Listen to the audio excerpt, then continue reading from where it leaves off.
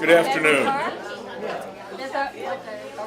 This is really a very, very joyous occasion to be able to honor the bequest of Norma E. Card for the library, for her generous thoughtfulness in making sure that the library is able to do some things that we can't generally do. That kind of thoughtfulness is just unbelievable. But the only thing I want to say today is that has happened, and I wish all the staff of the library would be in here, because this happened because of their thoughtfulness, their concern, and their dedication to users of the library. This would not have happened by accident. Norma loved the library. She loved reading.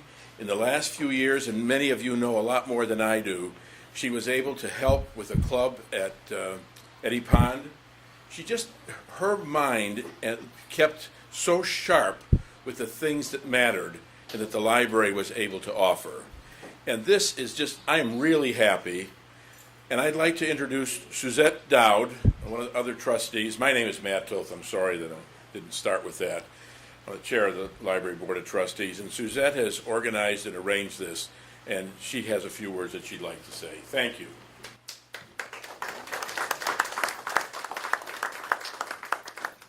Thank you all for coming. I don't really have any words to say. I'm just going to introduce the speakers.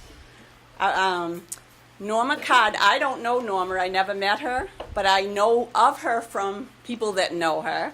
And she loved Emily Dickinson, and she loved butterflies. So our first speaker is Jane Wald, the executive director of the Emily Dickinson Museum. Jane, come on up.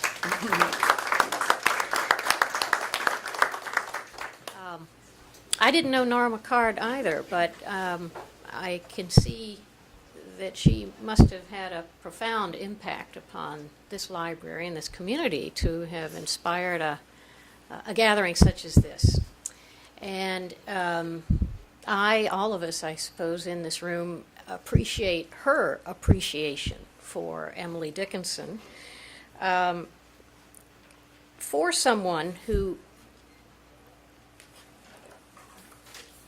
has left a kind of a legacy of giving and involvement, Emily Dickinson captured some of that spirit very well, I think. So I'm going to read one little poem and then say, I was asked to say a little bit about Emily Dickinson, which I'll do, and then I'll finish with a different Emily Dickinson poem. The notion of legacy, the notion of leaving a mark upon those you care about and those who have cared for you comes through in much of Dickinson's poetry, and especially in one that she wrote about poets, but I think this can apply to anyone who has developed a particular individual gift and passed that on to others. The poets light but lamps, themselves go out. The wicks they stimulate, if vital light, in here as do the suns, each age a lens, disseminating their circumference. Well, to say a little bit about Emily Dickinson, whose work Norma loves so much.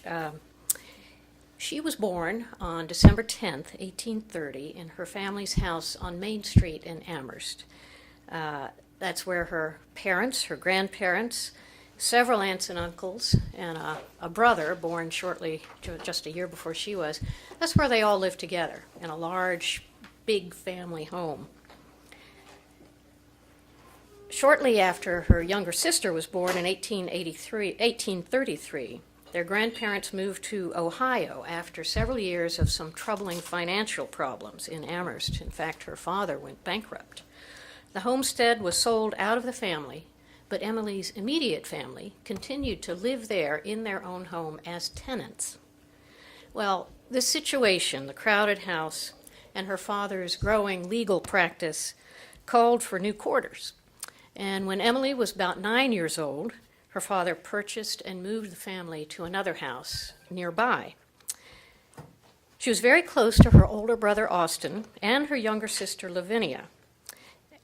She and they had a very fond attachment to this other new house where they lived between the ages of 10 and 24. In fact, Emily lived away from her family homestead during her most formative years.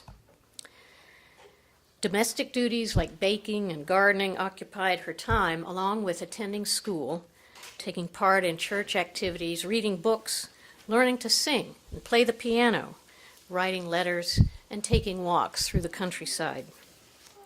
Her formal schooling was exceptional for girls in the early 19th century, though not so unusual for girls in Amherst, which has always been an educational community. After a short time at an Amherst district school, she attended Amherst Academy, a new experiment in coeducation, for about 7 years before she then enrolled in Mount Holyoke Female Seminary, which is, of course, today Mount Holyoke College. She attended there for 1 year in 1847. Contrary to what many have learned about Emily Dickinson, she actually, in her youth, exhibited quite a social flair, but that flair retreated as she grew older. In fact, she described herself this way when she was 16 years old. "I'm growing handsome very fast indeed. I expect I shall be the belle of Amherst before my 17th year. I don't doubt that I will have crowds of admirers at that age." Well, she may have had crowds of admirers at age 17, and she certainly has them now. She had a close-knit circle of female friends who later became a little bit more estranged from her, all except her friend Susan Gilbert, who later became her sister-in-law, married to her brother Austin, and who lived right next door to her at the Evergreens. Although Dickinson never married, she had several significant male friends, among them her father's law clerk, from whom she received a beloved copy of Emerson's poems. And another was a friend of her brother, with whom she shared some of her own early poetry.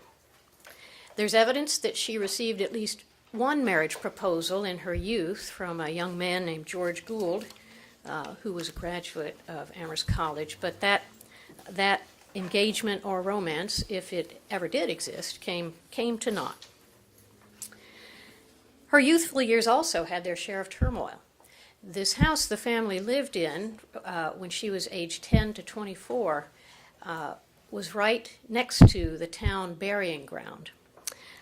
Deaths of friends and relatives, including her own young cousin, Sophia Holland, prompted many questions about death and immortality, which became matter for her poetry later in life. From the Pleasant Street house located right next to that cemetery, Dickinson could not have ignored the frequent burials that did later provide this very powerful imagery for her poems. Well, during her teen years in Amherst, there were a series of religious revivals that addressed her Calvinist society's concern for the disposition of the human soul. Her friends, her sister, eventually her brother, all joined the church, but Emily never did. She said plainly to a friend, "I am one of the lingering bad ones." Well, it was in her 20s that writing became increasingly important to her. In a letter to her brother that chided him for writing his own poetry, she reveals something more significant about herself. She says, I've been in the habit myself of writing a few things, and it rather appears to me you're getting away my patent. So you'd better be somewhat careful, or I'll call the police." Her earliest extant writings were published anonymously during this period. One of her playful letters appeared in an Amherst College student publication in 1815, and then a poem in the Springfield Daily Republican in 1852. These two items were actually, both of them were Valentines, and they are quite different in character from the poetry we have come to know and love. They were downright silly. But they were they suited a particular audience and were published anonymously even when she was quite young. Well, Dickinson's letters to her brother also reveal a sense of growing difference between herself and others. She writes, "What makes a few of us so different from others? It's a question I often ask myself." She considered the Dickinsons to be unique. Quite, I should say, unlike, and perhaps she had in mind, superior to other folks.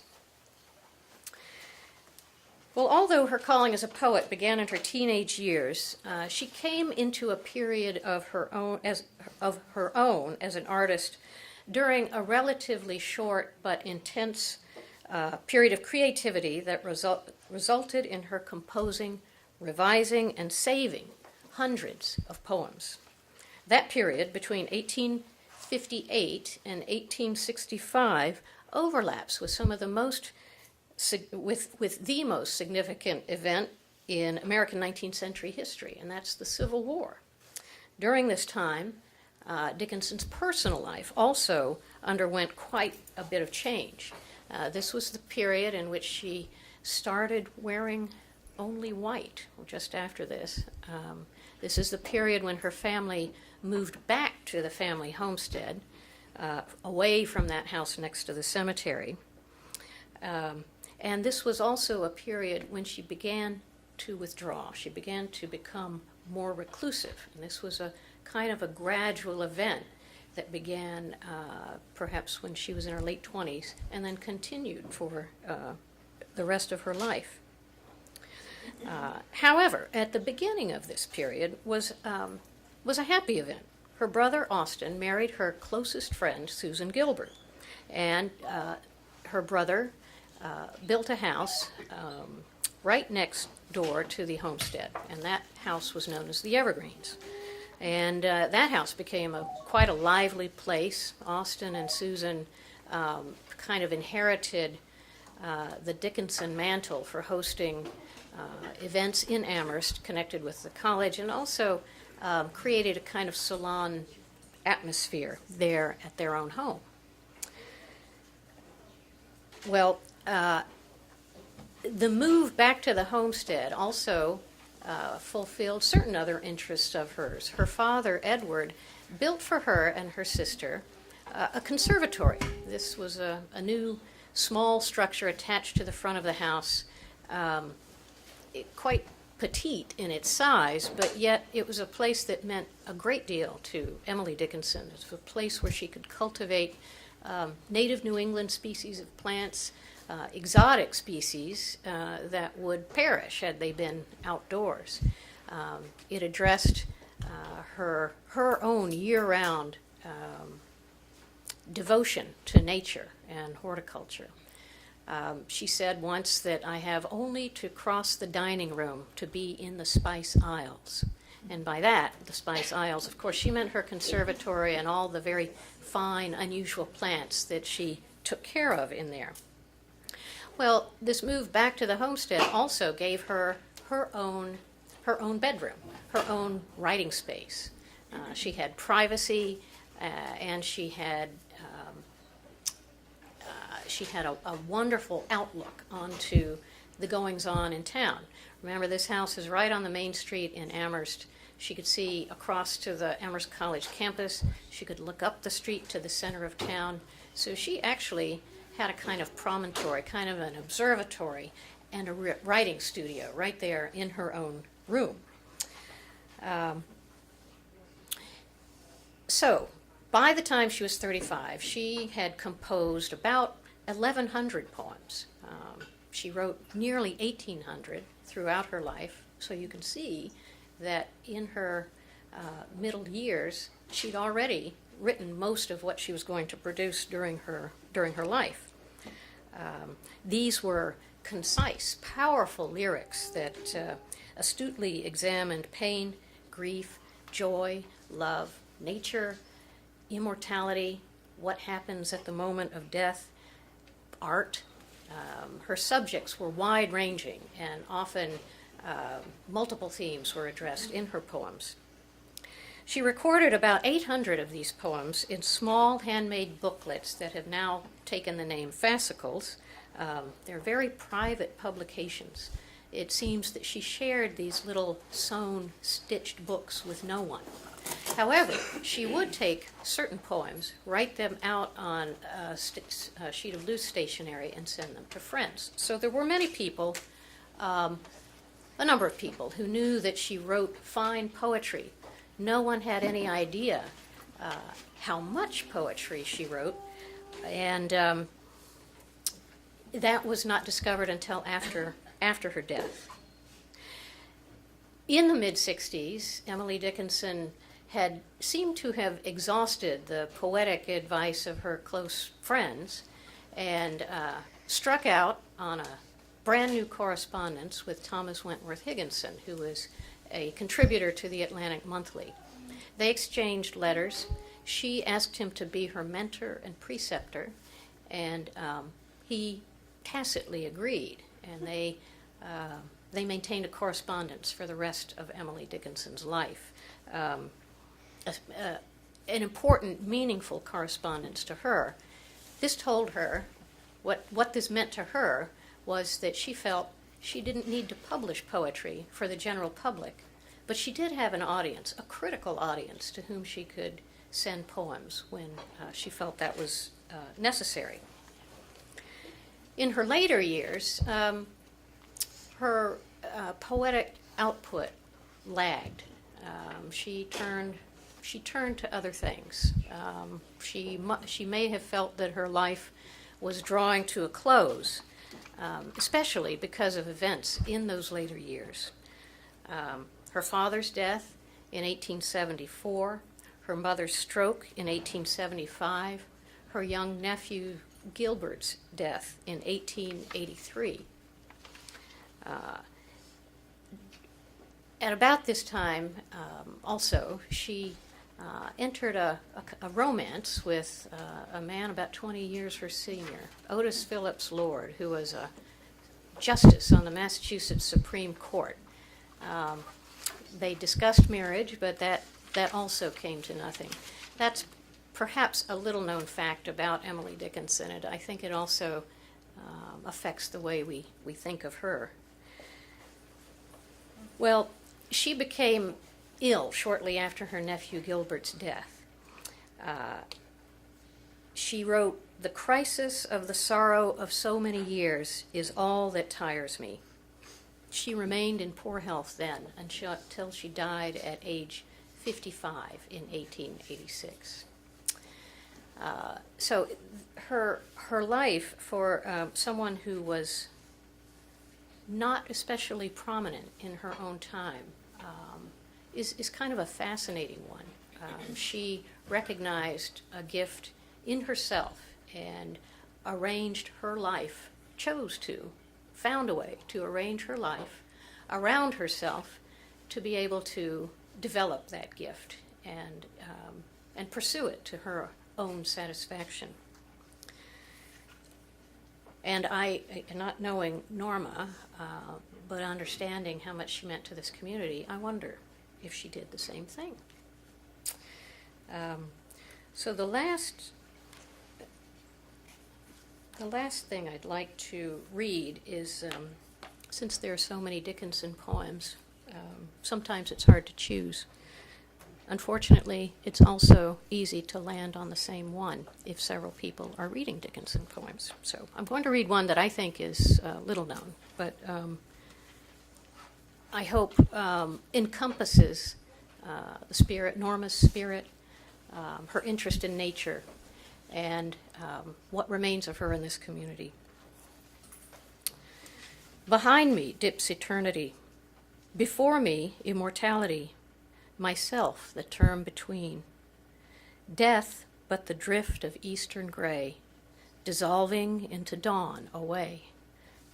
before the west begin. 'Tis kingdoms afterward, they say, in perfect, pauseless monarchy, whose prince is son of none, himself, his dateless dynasty, himself diversify in duplicate divine. 'Tis miracle before me then, 'tis miracle behind, between, a crescent in the sea, with midnight to the north of her, and midnight to the south of her, and maelstrom in the sky. Thank you.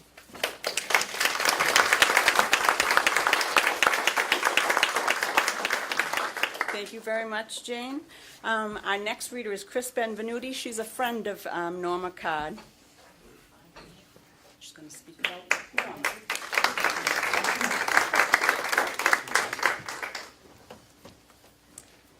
I was lucky enough to meet Norma later in her life and a little later in mine.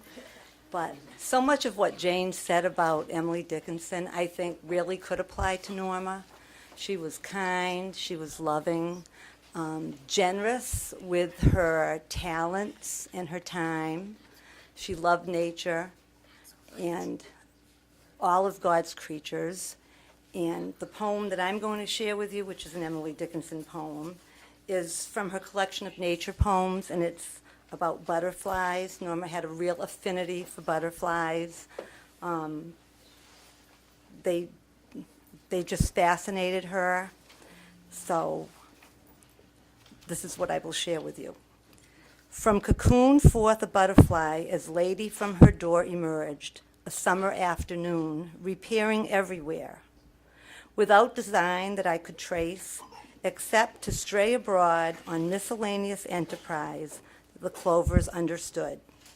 Her pretty parasol was seen, contracting in a field where men made hay, then struggling hard with an opposing cloud, where parties, phantom as herself, to nowhere seemed to go, in purposeless circumference, as 'twere a tropic show. And notwithstanding bee that worked, and flower that zealous blew, this audience of idleness disdained them from the sky, till sundown crept, a steady tide, and men that made the hay, and afternoon and butterfly, extinguished in its sea. Thank you.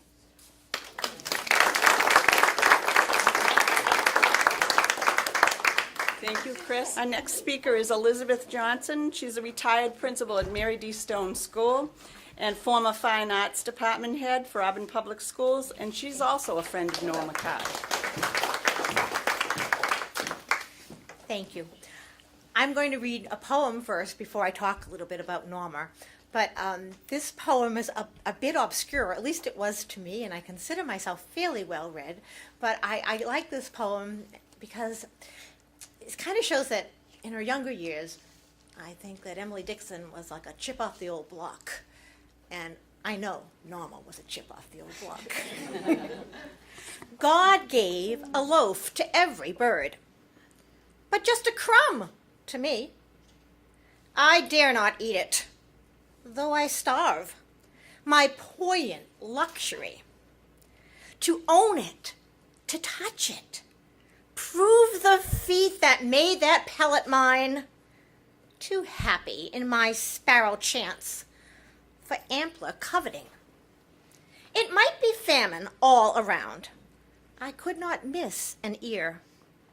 Such plenty smiles upon my board, my garner shows so rare. I wonder how the rich may feel. An Indiaman, an earl. I deem that I, with just one crumb, am sovereign of them all. Now, can't you see? Can't you see, Norma? Well, I think it's really fitting that we have a tea today to remember Norma Card.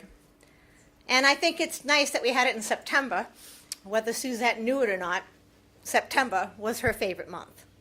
She loved the colors. She loved the coolness. Absolutely. So let me tell you a little bit about this Auburn woman.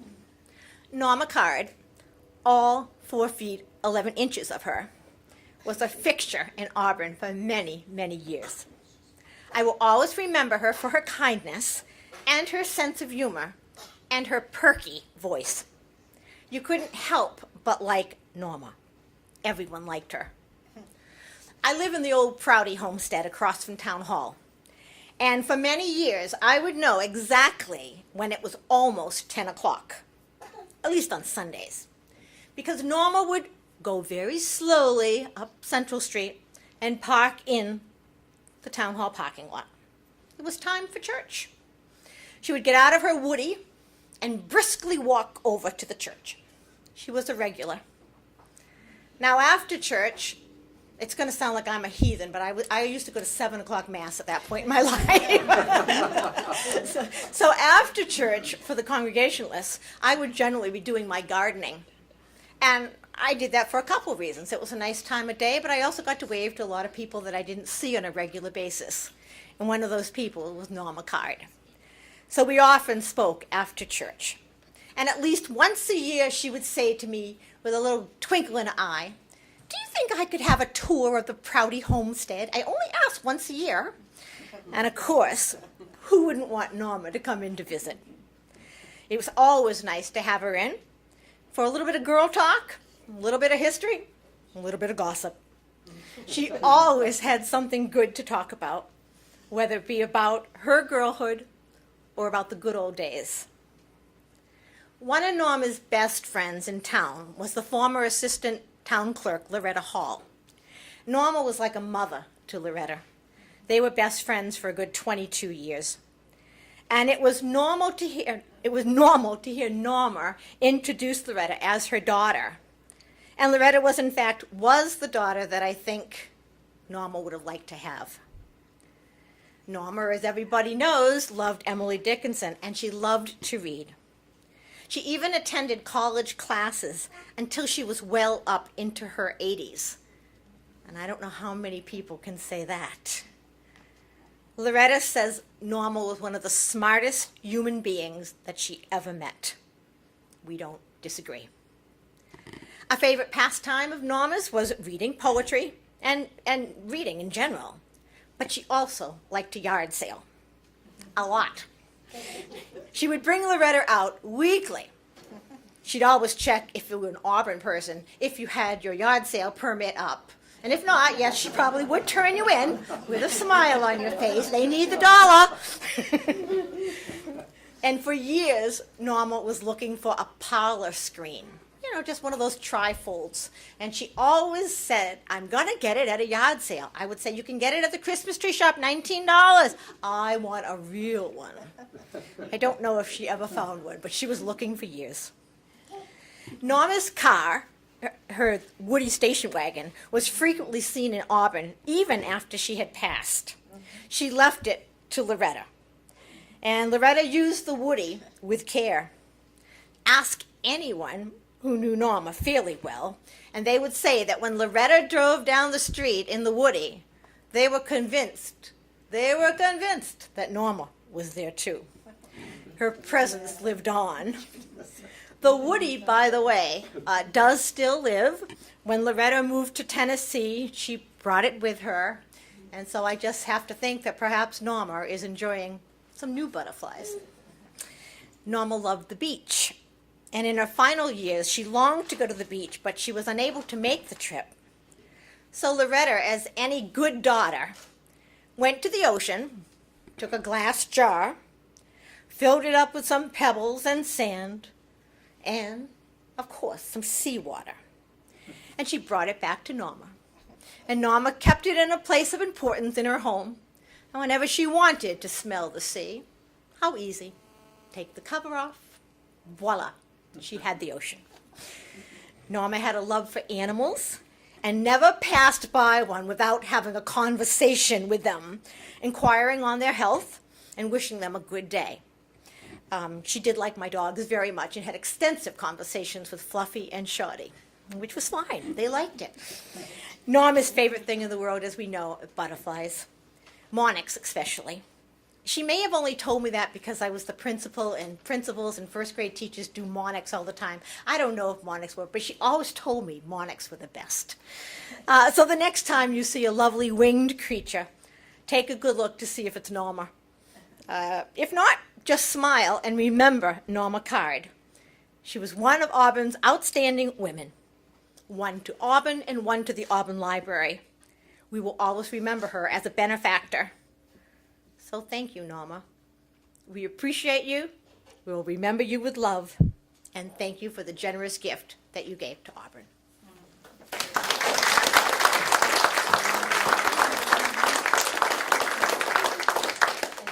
And thank you, Beth. That was great. You're not following her. Don't worry, Shelly. Dr. Brunelle, but you are. Dr. Maryellen Brunelle is the superintendent of schools. And she's going to read a book about butterflies, handpicked by the children's librarian. I was sitting back there thinking, I'm not going to have to follow Beth Johnson, am I? So thank you for inviting me, Suzette. And I did not know Norma Card, but I will tell you, it's very interesting hearing the stories about her. She obviously was a person who was loved by many and was really someone special. So I thank you for the opportunity.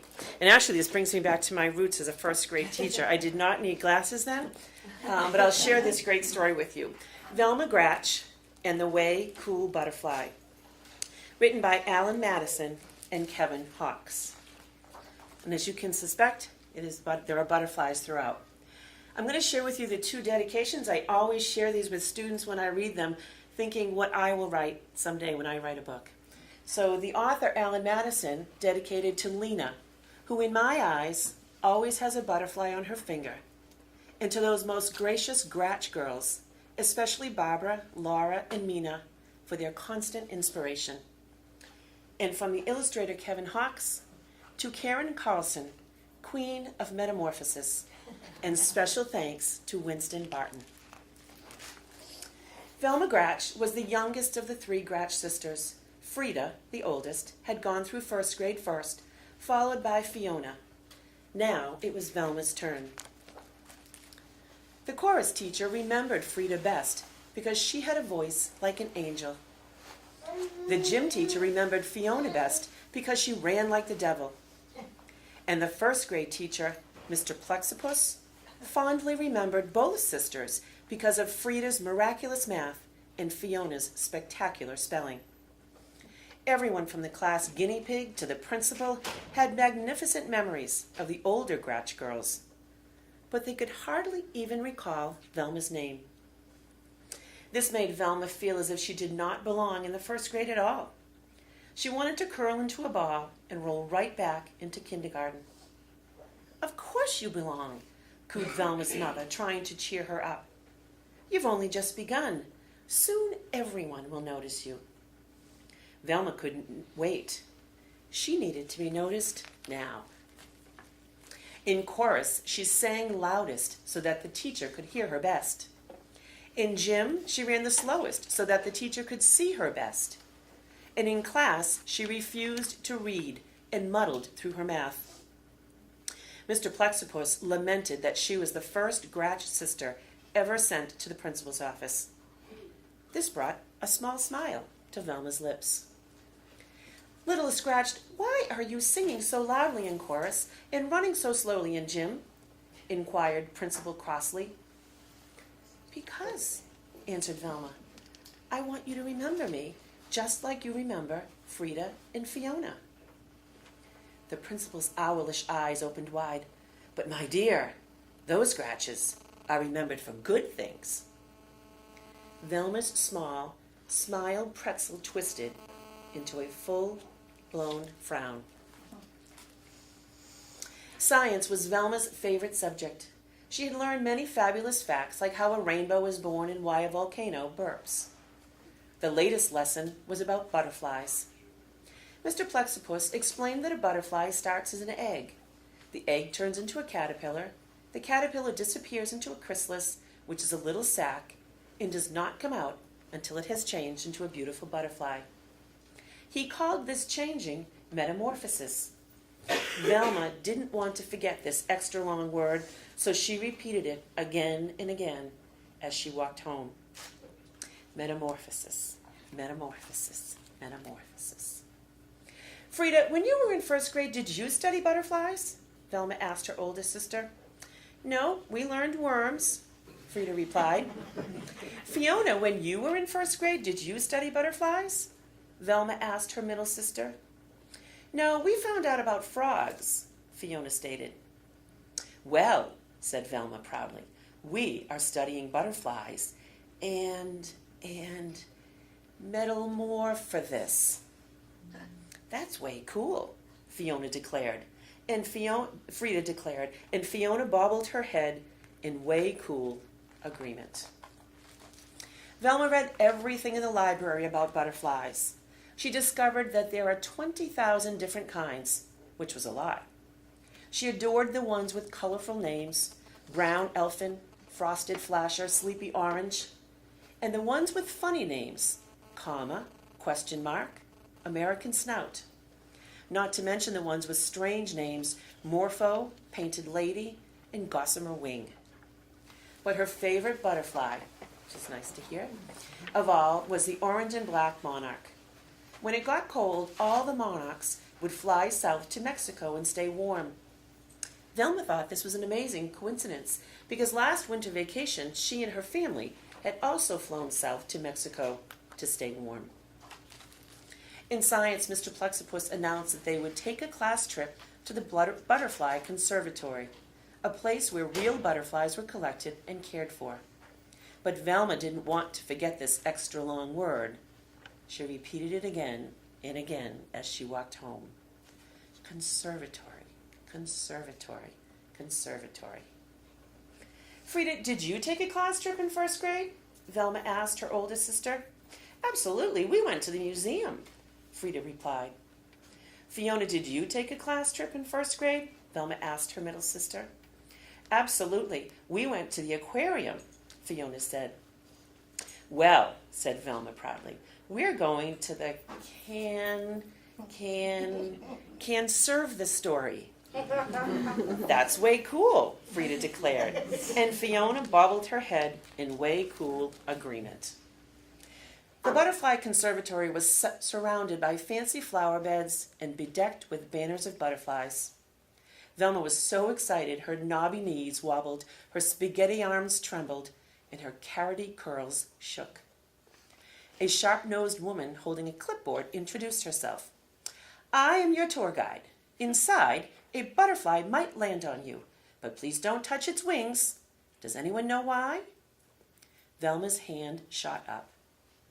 Because they're made of teeny tiny scales that could rub off like dust, and that is not good, she explained.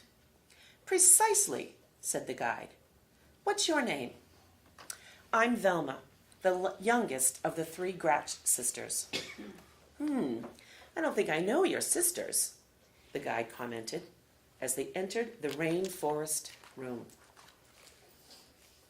It was a magical space slathered in tall trees and tangled vines. Water gurgled over rocks and butterflies of every variety. Giant swallowtails, short-tailed skippers, pygmy blues, and best of all, monarchs. Flew up to forever. The guide explained that when it got colder in a couple of weeks, she would take the monarchs into the park and let them go free, so that they could fly to Mexico. This traveling was called migration. Because Velma didn't want to forget this extra long word, she repeated it again and again as she walked through the rainforest. Migration, migration, migration. A gorgeous green comma rested on Randy's head. The class oohed. A baby brown elfin settled on Sandy's nose. The class ahed. A big blue morpho alighted on Andy's shoulder. The class gasped. But not one single butterfly landed on any part of Velma. Time to leave, instructed Mr. Plexipus as they neared the exit. A tear formed in a distant corner of Velma's eye. All she wanted was one single tingly touch of a butterfly. On a nearby branch sat a most lovely monarch. How she yearned to pet those velvety wings. She moved slowly. The class was leaving. 1 more inch. It was so pretty. She froze. If she touched its wings, it might... Velma couldn't do it. She couldn't hurt a butterfly. Come now, Velma, we have to go. Sadly, Velma turned away, and at that very moment, the most marvelous thing happened. The monarch hopped from its branch and roosted right on Velma's finger. Delicate wings slowly folding, antenna twitching, weightless and wondrous, the insect sat. Velma was in heaven. The bus is waiting, her teacher called. Velma placed her finger next to the branch. Bye-bye, butterfly. But the monarch did not move. We're closing, said the guide. Velma lightly blew on the butterfly. It did not budge. Without ever touching the butterfly's wings, everyone tried to get the monarch to fly, crawl, or walk off Velma's finger, but nothing worked. At last, Velma was told to leave with the butterfly still perched on her pointer. It stayed there on the bus ride home. It stayed there when she slept and was still there when she awoke. It stayed during gym, math, reading, ballet, soccer. Day in and day out, it stayed put on that pointer. Soon, everyone, from class guinea pig to the principal, knew about Velma and her butterfly. Mr. Plexippus lamented that Velma was positively the first Gratch ever sent to the principal's office twice. This stuck an oversized frown on Velma's face. Velma, Principal crossly commanded, it is time for the butterfly to go. Oh, I've tried to get it to go, Velma moaned, but it just won't. Well, no one will ever forget this, the principal fumed. Velma's frown pretzel twisted into a small smile. Hey, I know what to do, she proclaimed. My gray son. My gray son. Velma paraded Principal Crossley, Mr. Plexippus, her class, Frida, and Fiona to the park. Cars honked, people yelled, but despite all the commotion, the monarch did not move. A cool wind from the west blew through the field. In the middle stood the tour guide from the conservatory, carefully opening an enormous sack. A single monarch butterfly stepped out, looked around, and flitted away. It was trailed by 10, then 10 more, soaring up and up until the sky overflowed with thick clouds of orange and black. What's happening? Wondered Frida. Why are you letting them go? Demanded Fiona. Migration, answered the guy. Migration, repeated Velma. The wind tousled Velma's hair and tickled her butterfly's wings. The monarch jumped up onto her nose as if to give her a kiss, and then took flight to join its friends. Over the treetops it flew, over the skyscrapers, and up into the wild blue, orange, and black yonder, on its way to Mexico. Velma! Shouted Principal crossly, and every eye turned toward her. Oh no, fretted Velma, sure that she was about to become the only Gratch ever sent to the principal's office 3 times. That was way cool, the principal said, and one and all bobbled their heads in way cool agreement. Then, with her fine finger where the monarch had sat still a tingle, Velma, followed by her 2 sisters, floated home. The end.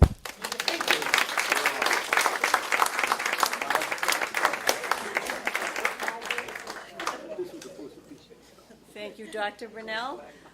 Shelly, you ready? Yeah. Shelly Hamm-Moylan is a first grade teacher at Mary D. Stone School. She's also a poet and a photographer, and I believe she's reading original works, poetry. Yes? Well, I'll take over. Thank you. Thanks for having me. I didn't know Norma either, but I do feel privileged to be here. And I was going to read a poem by my namesake, or my dad named me and my mom after Percy Shelley, but I also got the Make It Fast from Suzette, who was my mentor at Mary D, by the way, so I have to do what she says. So I'm going to, the funny thing is I got this this summer at the library on the free bookshelf and have been kind of carrying it around, wondering what to do with it, and then, but anyway, it's very wordy, and half the words I don't know. I'm trying to keep this first grade, so. It's funny because I don't know Norma, but the 3 poems that I picked are about autumn, which I'm learning is her favorite season, and the seashore, which I understand she loved, and a monarch butterfly, a poem I wrote by myself. So I guess I'll do them kind of in seasonal order. This is a poem I wrote when Mrs. Johnson hired me to be a first grade teacher at Mary D. And I attended a writing workshop at Worcester State, and I wrote it during that class. Students are like seashells. There are many sorts and types. As they wash upon our shore, we must catch them, carry them safely, listen to their whispers, open them with care, peek inside, and cherish the treasure within each of them. That's by me.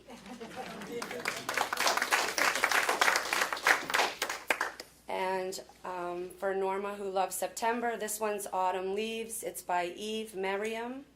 And this is a poem that I share in my first grade classroom.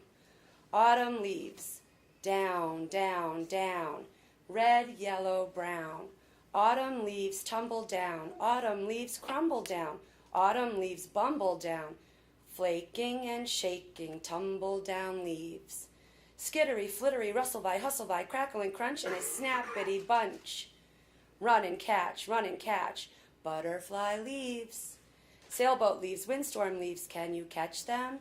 Swoop, scoop, pile them up in a stompy pile and jump, jump, jump.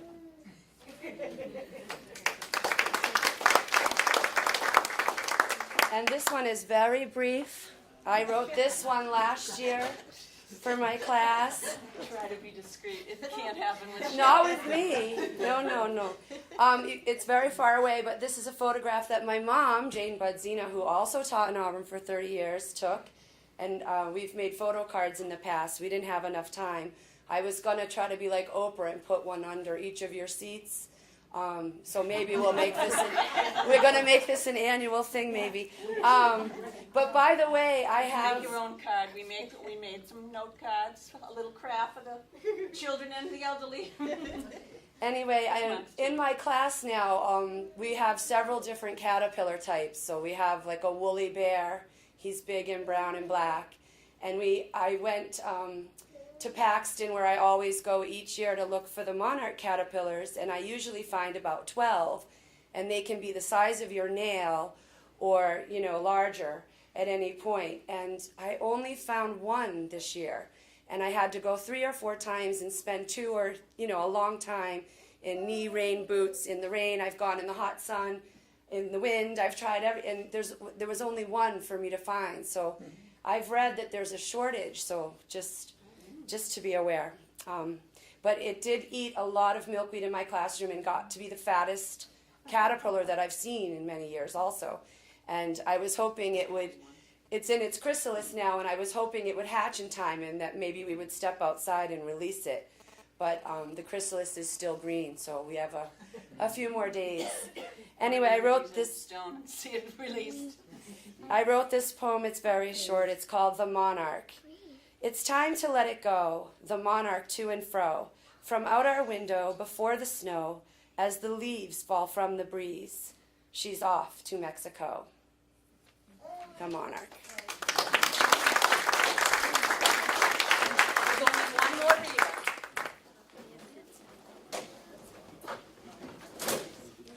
The last reader is a former second grade student of mine. She's a local author. She's a high school senior. She's going to read a piece that she wrote. She's going to give me the bio. Come on, where's your bio? Yes, I do. I wanted one. Now, is it all right if I tell what happened in second grade? In second grade, Jeanelle was extremely, extremely shy. She wouldn't talk. She was very, very quiet, but I knew that she was brilliant. So I had a student who I've had several years earlier, Katie Even, who just graduated from UMass Medical School. She came to me and said, Mrs. Dowd, I need a service project. And I said, okay, Jeanelle's your service project. And I said, you and Jeanelle are going to read Little House on the Prairie and discuss the literary style. And they read it in 2 days. And Katie said, Mrs. Dowd, she reads better than most of the high school students at Worcester Academy. That's my Jeanelle. I have to say she's probably the best writer I ever had in 34 years of teaching in Auburn. Thank you. You're welcome. Jeanelle Wheeler is a senior from Auburn, Massachusetts. At Auburn High, she's a member of the Model UN Principal Clarinetist for various music ensembles. Furthermore, since her freshman year, Jeanelle has been a first-team All-Star selection while playing first singles for Auburn's varsity's tennis team. She also tutors, co-hosts a radio show for the blind. She volunteers at the church and local libraries. She's written and illustrated a children's story called The Ice Cream Challenge about prejudice and discrimination, and presents her book and its message throughout the community. In addition, she has earned the Girl Scout Gold Award, the highest award in Scouting. She's also recognized for her writing in both the state and the national level in the Scholastics Art and Writing Awards for the last 4 years. Furthermore, she was the first place national winner in the Amnesty International 2011 Change Our World Essay Contest, for which she received an all-expense paid trip to Amnesty's national conference in Denver, Colorado, and a cash prize of $1,500. For her peacemaking efforts in 2012, Jeanelle received the John Larry Youth Peacemaker Award from PAX Christie, Massachusetts, and the Youth Leader Award from Worcester Center for Nonviolent Solutions. This year, Jeanelle was Massachusetts state winner of the prestigious National Peace Essay Contest and received a $1,000 scholarship and participated in a 5-day all-expense-paid awards program in Washington, D.C., sponsored by the United States Institute of Peace. She also loves traveling and studying languages. Jeanelle hopes to dedicate her life to making the world a more peaceful place through writing, teaching, and social justice activism. She's going to read a story that she wrote, Diary of a Young Girl in Germany, and it has a very nice butterfly theme. I asked her mother, I saw her mother, and I said, does Jeanelle have anything about Emily Post? Has she written anything about Emily Post or butterflies? Her mother said, no, but she could write something for you. And I said, she's taken 6 college courses and she's 17 years old. No. And Jeanelle calls and says, oh, I've got something. My mother forgot about this one. Go ahead, Jeanelle.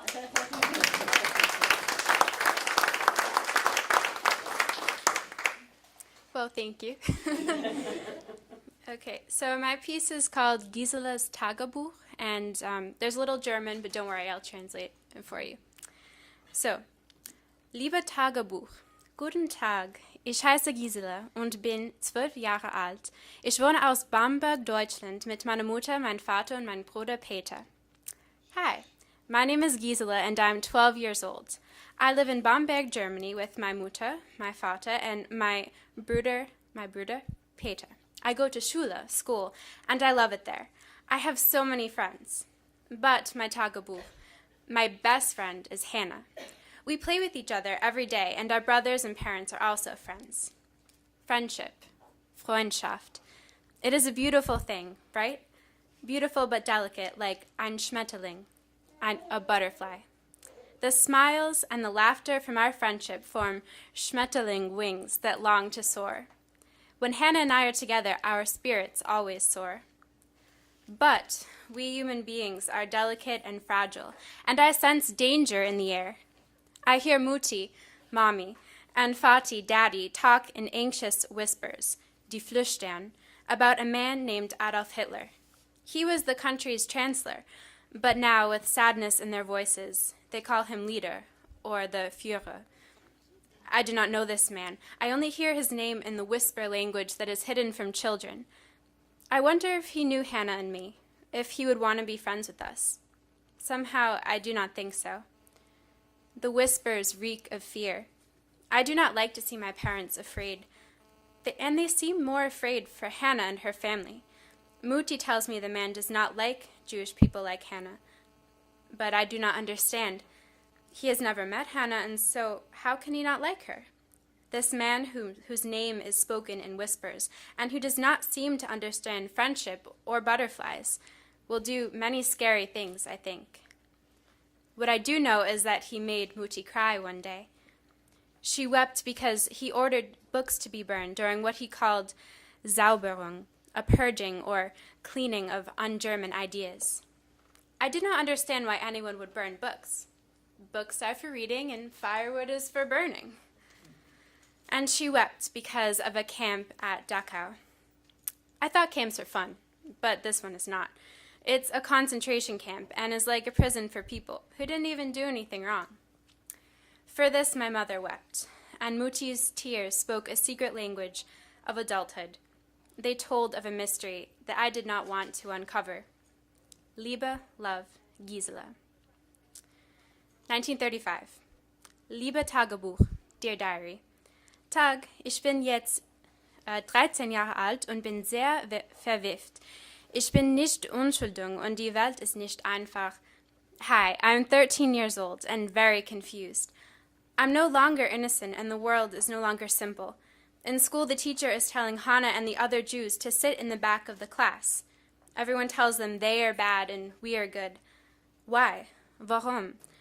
My other German friends are joining Hitler Youth and the League of German Girls and are parading and marching and having fun.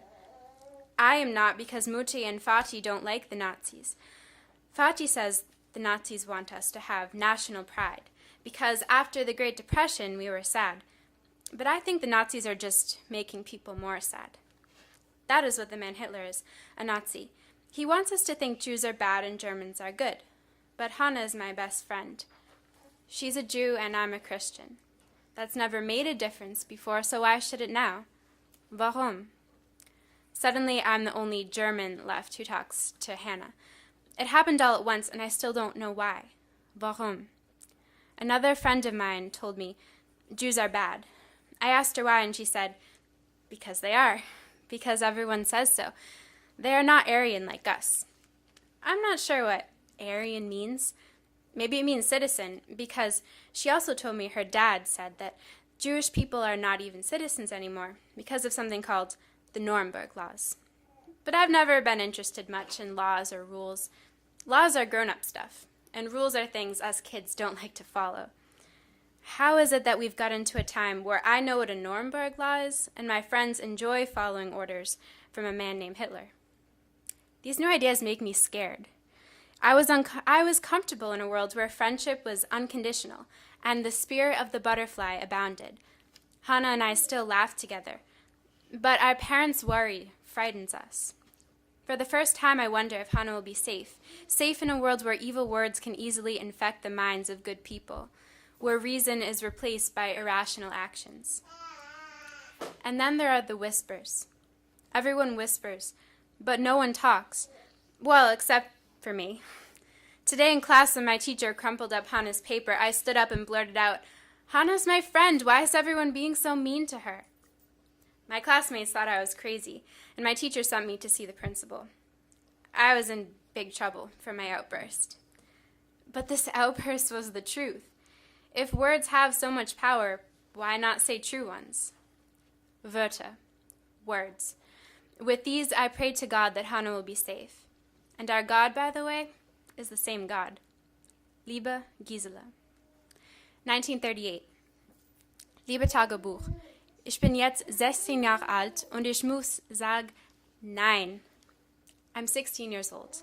And I must say no, nein, because Hannah's family is suffering. Nein, because Hannah's baby sister is now blind in one eye. Nein, because of Kristallnacht, the night of broken glass. Nazi soldiers invaded her home and wrecked the homes and synagogues of so many other Jews, throwing stones and destroying things on that awful night of November 9th. It was a stone thrown by a classmate that ricocheted into her baby sister's eye. She'll never see out of that eye again. And why? Because she, an innocent little girl, is Jewish. She is the target of people who've been brainwashed to hate, and their hatred is disguised in the euphemism anti-Semitism, which led to this mindless riot. I'm terrified, Tagebuch, but I must stay brave. Hitler made all the Jews close their businesses and forced their children to go separate schools. We're not in school together anymore. Now her family wants to leave because they're frightened, and their shoe shop has been taken away from them. I did not want to leave, and my parents didn't think it was a good idea. They thought it was dangerous, since now all the passports have been stamped with a big J to label them as Jewish. My family said they were welcome to stay, to hide in our house. This may be even more dangerous, but I'm just glad they don't have to leave. Sacrifice is not an easy part of friendship, but a very important one. We are hiding the family beneath our house, under our floorboards. The wings of butterflies cannot fly beneath boards, but at least their hearts still beat. Liebe Gisela. 1940. Liebe Tagebuch, ich bin jetzt eine Frau, 18 Jahre alt. I'm a woman now, 18 years old. September 3rd, 1939, World War II began after Germany took over Czechoslovakia and invaded Poland, causing Britain and France to declare war on Germany. It was a good thing that Hannah and her family didn't emigrate because countries turned away refugees. If they had been forced to come back, they may have ended up in a concentration camp in Poland like so many other families. Oh, I don't want to imagine Hannah in one of those awful places. It's just too horrible. Hannah and I have had to grow up too quickly. We have been adults while the world is acting childish. But there are some universal truths that both young and old can understand. And that is the beauty of a butterfly. It was this delicate beauty that kindled the warm flame of humanity in a time when it was so desperately needed. Picture this. It was a cold winter afternoon, and we heard footsteps. Paper cutouts of butterflies were spread across the living room table, outshining even the yellow of the iconic Star of David the Jews were forced to wear. Hannah's younger sister was flapping her arms and laughing. I think Hannah and I were laughing too. But what I saw first were the boots.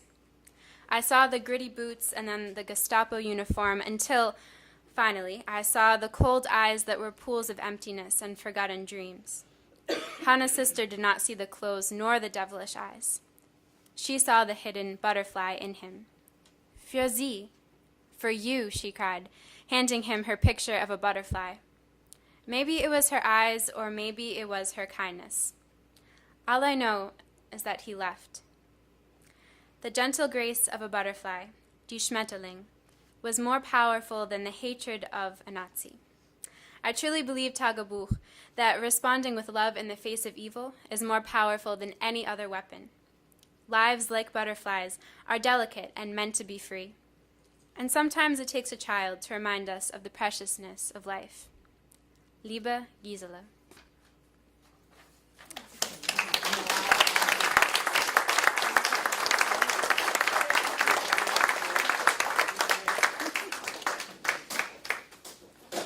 See why she was the best writer that ever came through my classroom?